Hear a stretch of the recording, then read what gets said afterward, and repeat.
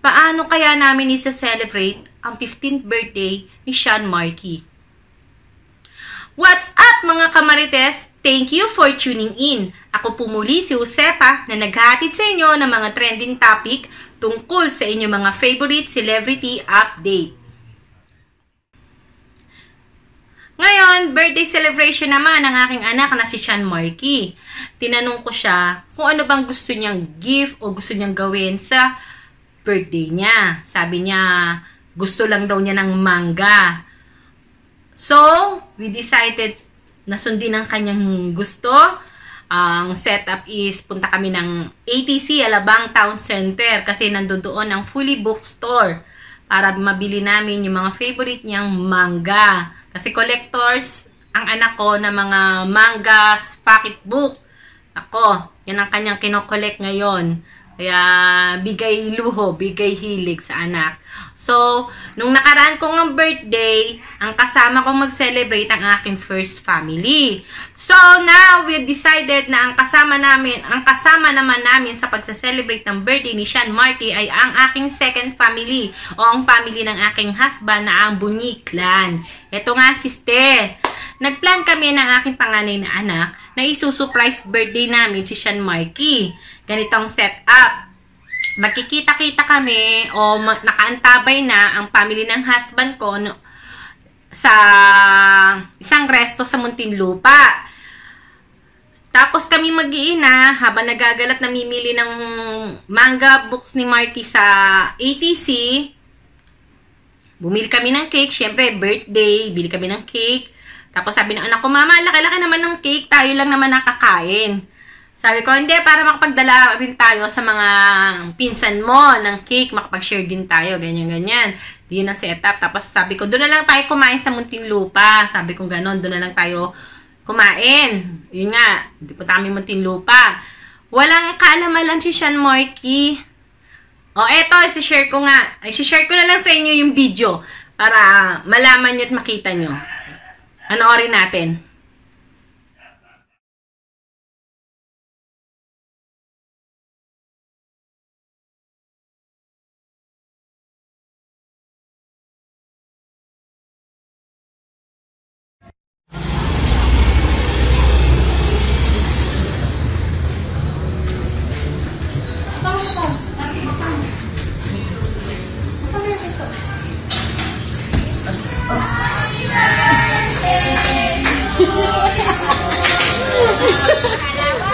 Paano kay Marky? Magsabi dito, magsabi pa.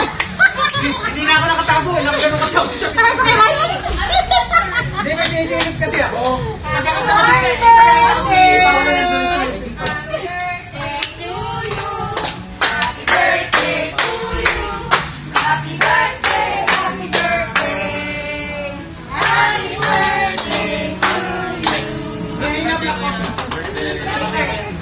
Lulat ka na!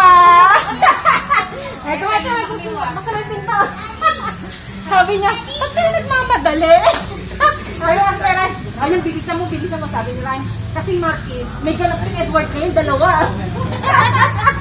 Magre-record si Mama. Tatakalo si Kaya. Madali.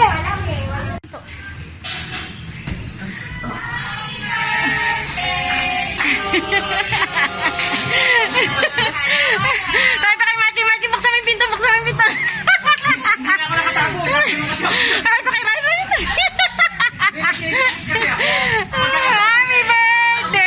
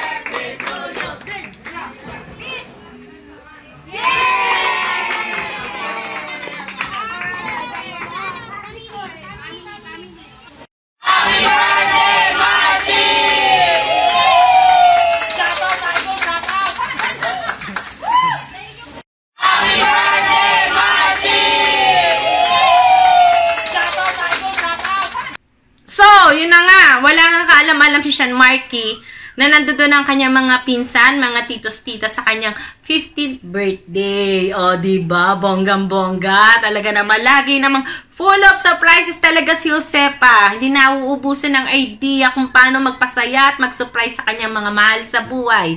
Kahit mga simpleng occasion, birthday, kailangan laging espesyal at kailangan wag na wag kalimutan, kailangan kumpleto ang family at kasama ang iyong pamilya kahit nasa kalagitnaan tayo ng pandemic. Pero kailangan lagi tayong safe ha, lagi mag-face mask at alcohol, okay? At lagi muna tayong family lang muna ang kasama o yung mga closest friend na syempre mahirap na pupunta tayo sa mga crowded lugar. Kaya we make sure na konti lang yung tao doon sa mga lugar na inyong pupuntahan. Kung marami man, mag-adjust ka na lang, layo-layo ng konti. Okay? Para na rin yan sa protection mo at na mga protection din ng mga mahal natin sa buhay. O paano mga kamarites? Sana nakakapulot kayo ng mga ideas. Kung meron mga birthday o kung ano man celebration na kayo, nag-iisip kayo ng inyong ideas. Ayan, shinare ko na sa inyo yung birthday ako na family ko yung kasama ko, first family ko. Tapos yung Christmas gift ko sa mother ko na pera o regalo, nandiyan din yan. Mapapanood nyo kung paano ko siya sinurprise, kung paano ko prepare. Okay? Tapos eto nga yung walang kaalam-alam si Sean Marky na dun sa resto, nag-aantay na ang kanyang mga pinsan, mga tito-tita para sa i-celebrate ang kanyang 15th birthday. O, diba? Bonggang-bongga. Puro birthday, puro kasayahan ang inyong napapanood ngayon para may share ko naman sa inyo ng kaunti ang story ng aking buhay. Ano bang mga ganap? Hindi lang ako puro pagpapangirling ang inaatupag, diba? Marami rin akong oras para sa aking pamilya. At yan ang pinaka-importante sa lahat.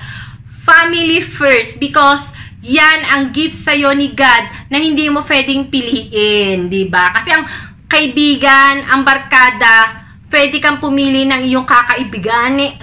Pwede kang pumili ng iyong mga kaibigan at barkada.